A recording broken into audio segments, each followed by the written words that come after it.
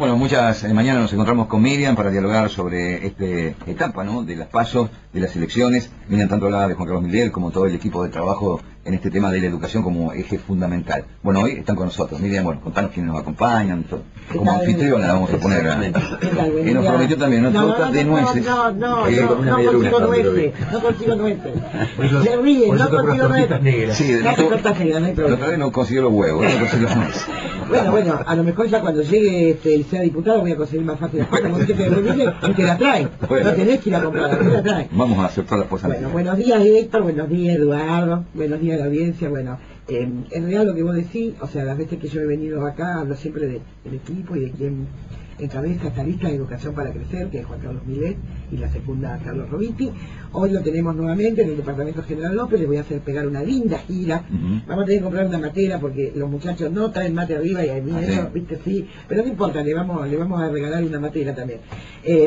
Estamos trabajando bastante, venimos desde Rosario, así que ya dejamos Departamento Rosario, pasamos por otros departamentos, ahora estamos en el Departamento General López. Pero como yo siempre te digo, que es bueno que hable Juan Carlos, que la gente lo escuche y que explique todo lo que es el tema de educación, que es nuestra herramienta, pero es la herramienta de la sociedad para salir adelante y para estar cada día mejor, ¿no?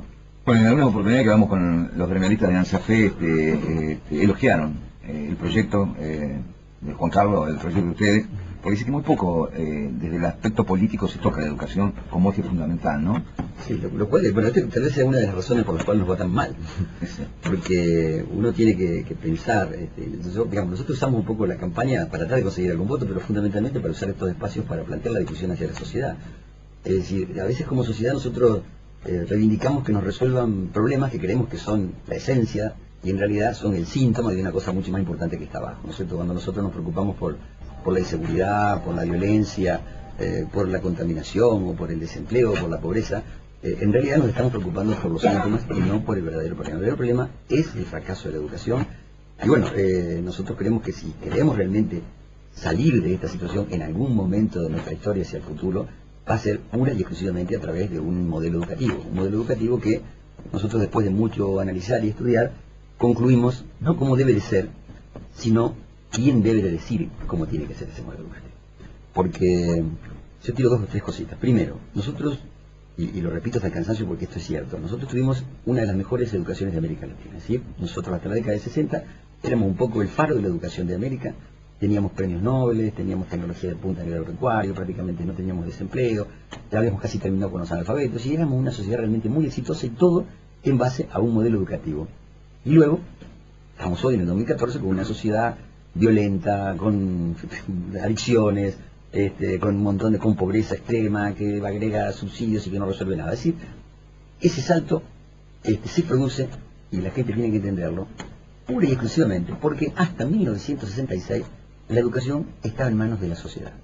¿Qué significa esto? Que todo lo que tenía que ver con la educación, planes de estudio, capacitación docente, dónde se hace una escuela, dónde no, estaba en manos del Consejo Nacional y de los Consejos Provinciales de Educación, en donde los padres, los cooperadores, los empresarios, los gremios, las iglesias, todos participaban en el diseño educativo. Ese diseño educativo obviamente tenía estabilidad en el tiempo, porque no estaba sujeto a los avatares de los cambios políticos, sino que estaba en manos de la sociedad.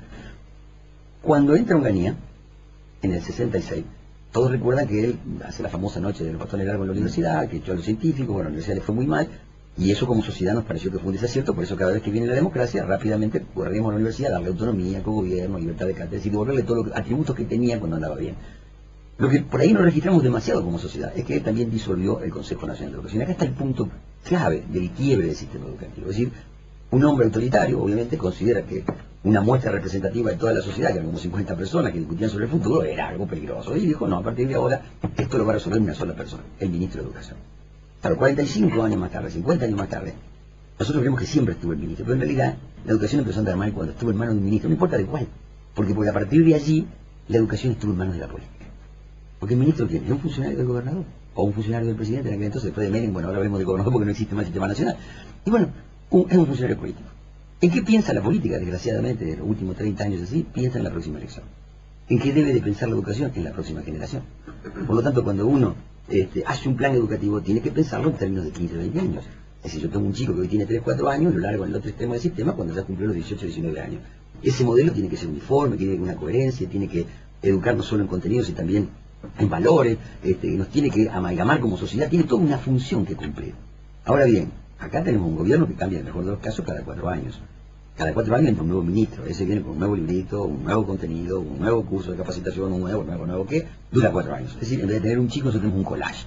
4 años de un modelo, 4 años de otro, 4 años de otro, y en definitiva el resultado es que ese chico primero no se capacita debidamente, después en muchos casos abandona, no termina, y tiene toda una serie de deficiencias como consecuencia.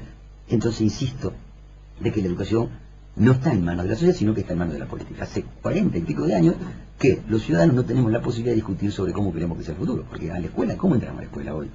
O como cooperadores arreglando un techo, o poniendo una calefacción, o llevando al chico hasta la puerta de la escuela. Hace años que no charlamos, no podemos discutir si la capacitación de nuestro hijo nos gusta, no nos gusta, si debería ser cambiada. No existe ningún mecanismo para eso. Es decir, a partir de 1966 la sociedad quedó afuera del sistema educativo, y obviamente el fracaso, y hay que decirlo con toda la letra, no es culpa de los docentes. Ni siquiera podemos decir que es culpa de tal o cual ministro. Evidentemente se debe a una decisión desertada que tomó un autoritario y una deuda que la democracia tiene, que es devolverle la educación a la sociedad. Entonces, todo esto nosotros lo recorremos y lo trabajamos porque queremos que la gente tome conciencia de que desde acá se puede comenzar a resolver todos los problemas. Si no empezamos acá, no vamos a resolver ninguno. Te explico por qué. Pero Juan Carlos, Sí. lo que me interesa es, sos candidato a diputado provincial, Sí. desde la provincia, y esto estás hablando de un plan macro, ¿no? No. Es decir, de Lenin para acá no existe más un sistema nacional de educación. Lenin pasó todas las escuelas a las provincias. Hoy lo que nosotros podemos plantear, y lo estamos haciendo, es que por lo menos en la provincia de Santa Fe se cree un consejo similar al Consejo Provincial Histórico que existió hasta el 66, en donde volvamos a recuperar los padres, los cooperadores, los empresarios, gente electa por el voto popular por fuera de los partidos políticos, representantes de las universidades, entre todos, armar ese consejo. Diseñar un plan educativo a 15 años y que ese plan educativo se mantenga independientemente si mañana gana Juan o Pedro, para dar nombre de gobernadores, y dentro de 4 años otros, y de 4 años no, porque realmente eso es la política de corto plazo, es la coyuntura, es la solución de la problemática del momento. El futuro, que está fuertemente vinculado a la educación, que sigue estando en manos de la sociedad y que continúe más allá de los aciertos o los desaciertos de los gobiernos de turno. Entonces, lo que nosotros hicimos, por aparte la gente tiene que entender, la razón por la cual la educación no ha tenido ninguna transformación importante es porque, en realidad, si uno, tomo como ejemplo, si hubiera un ministro que le dice al gobernador, no demos nombre, le dice al gobernador, acá hay que mejorar sustantivamente la capacitación de los maestros. Bien, el gobernador va a preguntar, ¿cuánto sale? Obviamente no va a ser barato. Segunda pregunta, ¿qué pasa con los que no la aprueben? ¿Mantienen la estabilidad o la pierden? Y deberían de perderla. Y le vamos a los que aprueben, le vamos a pagar lo mismo, tenemos que aumentar los sueldos. Y obviamente hay que aumentar los sueldos. Esta es una decisión política inteligente. Ahora, ¿qué iba a decir ese gobernador? Me sé gastar plata. Me compras un problema con los gremios, que se preocupan mucho por la estabilidad, para algo que va a dar resultado dentro de 15 años, y yo tengo una elección dentro de 2. Este interrogante ha venido ocurriendo en los últimos 40 años, inexorablemente, y siempre salió perdiendo la educación, porque siempre la decisión primero es política y después educativa. Si nosotros generamos este espacio, a partir de ese momento la decisión será primero educativa. Y la buena noticia es que yo presenté este proyecto de creación del Consejo con todos estos fundamentos, y hay todo un trabajo de investigación previo que hace todo el análisis histórico de la educación y cómo llegamos a estas conclusiones. Y pedí que no se tratara hasta que no pudiera discutir con cada uno de los legisladores la posibilidad de que no fuera mi proyecto, sino que fuera el proyecto de la Cámara. Y de hecho, con el primero que fui a hablar fue con un justicialista, un poco para romper este mito de que radicales y peronistas no podemos hacer nada, siempre tenemos que estar peleándonos, que fue el presidente de la Cámara. Sí, de la Cámara lo entendió, lo firmó, y así logramos que prácticamente de 50 diputados 47 lo firmaran, y estemos a un paso de aprobar la creación de este organismo que va a posibilitar volver a recuperar la educación, poder hacer este gran pacto social educativo y tener una salida en marcha. Porque yo le digo a la gente, si uno mira hoy las estadísticas, hoy 1.200 chicos por día dejan la escuela. Quiere decir que son 500.000 chicos al año en la nación completa, pero nosotros tenemos nuestra cuota parte. Ahora bien, si nosotros entendemos que hoy por hoy una persona que no ha terminado la escuela es un desempleado estructural, se llama, una persona que, por más que hubiera un montón de puestos de trabajo, no puede hacer nada importante. Quiere decir que estamos metiendo todos los años 500.000 chicos a vivir de un subsidio o a vivir de la delincuencia. Entonces, si nosotros atacamos el síntoma, que es, bueno, como hay muchos desempleados, hay que poner el subsidio, nunca nos van a alcanzar, siempre vamos a tener que aumentar. Si hay muchos delincuentes, tenemos que aumentar la policía, nunca nos van a alcanzar la policía. Es decir, la gente a veces lo entiende, el juego se trata del cuerpo. Si uno está enfermo, se siente mal, y aparte de sentirse mal, tiene un dolor, y va del médico y le da un calmante, y le vuelve a dar un calmante, y le vuelve a dar un calmante, y uno sabe que ese médico lo está matando en realidad. Y cada vez necesita más calmante para que calme el efecto del principio. Conclusión, esto es lo mismo que está pasando como sociedad. Yo con esto no estoy diciendo, porque a veces uno cuando estas cosas te cruzan, que hay que disminuir la cantidad de policía, no estoy diciendo que hay que disminuir los subsidios, lo que estoy diciendo es que tenemos que tener un plan para salir de ese lugar.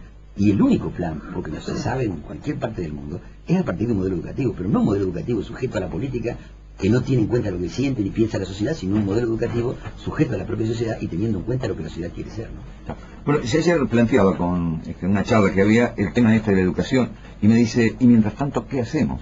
Mientras se incorpore este plan, mientras se empiecen a cambiar las estructuras, porque la delincuencia está hoy, Sí. La inseguridad está hoy, Sí. o sea que hay que complementar con otras decisiones. No tengo ninguna duda, pero acá lo que hay que tener en cuenta es que así como en la educación para salir debiéramos de tener un plan consensuado por el grueso de la sociedad y no por un sector político en particular, con la seguridad pasa lo mismo. Porque en realidad, yo digo, te voy a contar 2 minutos que te van a servir para entender. Cuando nosotros quisimos establecer la vinculación que había entre el fracaso de la educación y la delincuencia, fuimos a hablar con los chicos que habían estado presos y que, aún estando presos, habían tenido la posibilidad de estudiar y comprendían la realidad de manera distinta. Ellos, cuando nos cuentan su realidad, le dicen 2 cosas que son muy importantes. Dicen, nosotros no tenemos el mismo sueño que ustedes, no es que estamos soñando en estudiar, en trabajar, que yo tenga una casa, no estamos soñando una toma de rehén en un banco, creemos que el héroe es el que mató a un policía o se robó un blindado. Entonces, cuando ustedes vienen con una beca, con un subsidio, cuando el psicopedagogo va a nuestra casa, para nosotros eso no sirve, eso es una gilada, si agarramos el subsidio si podemos, agarramos la beca si podemos, pero realmente no estamos en condiciones de valorar eso. Y él dice esto, dice, ¿saben por qué? Que a veces uno aprende del lugar más insólito. Dice, porque son políticas hechas por ustedes, pero pensando en ustedes. Y efectivamente esto es así.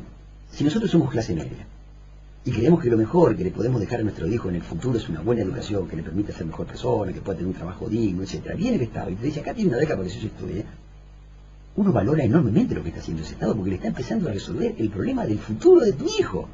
Ahora, si yo soy una persona que está soñando con una toma de rehenes, que pienso que el héroe es el que mató a un policía, me traes una beca, no me sirve, no entiendo lo que tiene que decir, porque en realidad estamos pensando que ese sujeto al que destinamos nuestra política piensa como nosotros, sueña como nosotros. Y hay millones de personas, por razón del fracaso de la educación, que ya no piensan ni sueñan ni actúan como nosotros. Entonces estamos haciendo una política educativa para una sociedad que ya no existe. En materia de seguridad es exactamente igual. Por eso fracasa. Yo en esta recorrida me he parado más de una vez en la media. Me paran, tengo que admitir, y seguramente que a cualquiera que usted le consulte le va a decir lo mismo. Uno se siente como temeroso, si muestra documentos, se tiene una sensación de presión, ¿no? Ahora, el tema es, nosotros sentimos esta presión. Pero una persona que no entiende el valor de la justicia, que no entiende nada, porque, digo, razona hasta de una manera muy distinta, después si querés te cuento una historia que me pasó, de una manera absolutamente distinta. Entonces, no le importa si hay 20 policías, si hay un helicóptero, si hay... Entonces yo digo, es también una seguridad, igual que la educación, que está pensada por nosotros como para nosotros, y nosotros no somos los ladrones. En realidad, el ladrón piensa distinto, el ladrón razona distinto, y sobre todo el ladrón violento que es producto de una ausencia absoluta de educación no solo de él, sino de su padre y de su abuelo también. Mirá, para que se entienda esto, cuando yo fui diputado nacional, vino un proyecto para endurecer las penas en la Cámara. Y a fuerte verdad no sabíamos qué hacer. Justo había un Congreso Internacional de Derecho Penal y a un legislador se le ocurrió, ¿por qué no invitamos a esta gente, que son los que más saben, para que nos digan qué podemos hacer? Y bueno, vinieron. Pero lo bárbaro fue un español, que ni bien se presentó ante nosotros, dijo, esto que están haciendo ustedes no sirve para nada. Entonces, bueno, obviamente le preguntamos por qué, y dice, mire, yo le voy a contar una anécdota, y con esto ustedes se van a dar cuenta. Dice, cuando la Revolución Francesa se descontroló, dijo, se fue de madre, y todo el mundo robaba, violaba, mataba, nadie le hacía caso a nadie, dijeron, hay que poner control. Vamos a poner pena de muerte por guillotina ante cualquier delito. No importa si asesinó o si se robó una hogaza de pan porque tenía hambre. Va a morir por la guillotina. Obviamente, con ese sistema morían decenas de personas por día. ¿Y se sabe lo que era lo extraordinario, dice el español? Que cuando la persona que acababan de matar caía sin cabeza en el foso y el policía estaba a 2 metros de altura, porque era que lo acababa de ejecutar, había gente que entraba corriendo y le robaba las botas, el muerto se escapaba. Es decir, vos estás viendo que a ese tipo que le acaban de cortar la cabeza es porque robó algo y vos te animás a robar. Entonces él, que evidentemente era muy vivo, nos miró y dice, ¿a usted le parece imposible, no? Y sí, parece imposible. Dice, claro, dice, ¿a usted le parece imposible porque usted fue a la escuela? Si usted nunca hubiera ido a la escuela, dice, y su padre no hubiera ido a la escuela, si estuviera muy lejos de lo que es una educación formal, dice, razonaría de otra manera. Ese tipo dice, razona de la siguiente forma, dice, a mí no me van a ver. Si me ven, corro ligero. Si me corro, me escondo. Es decir, tiene una forma de razonar que para él es lógica, pero desde el punto de vista del riesgo que corre no tiene nada que ver.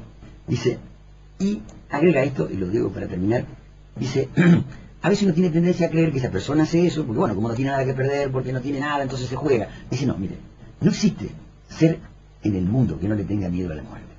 Ese chico también le tiene miedo a la muerte. El problema es que cree que no le va a pasar nada.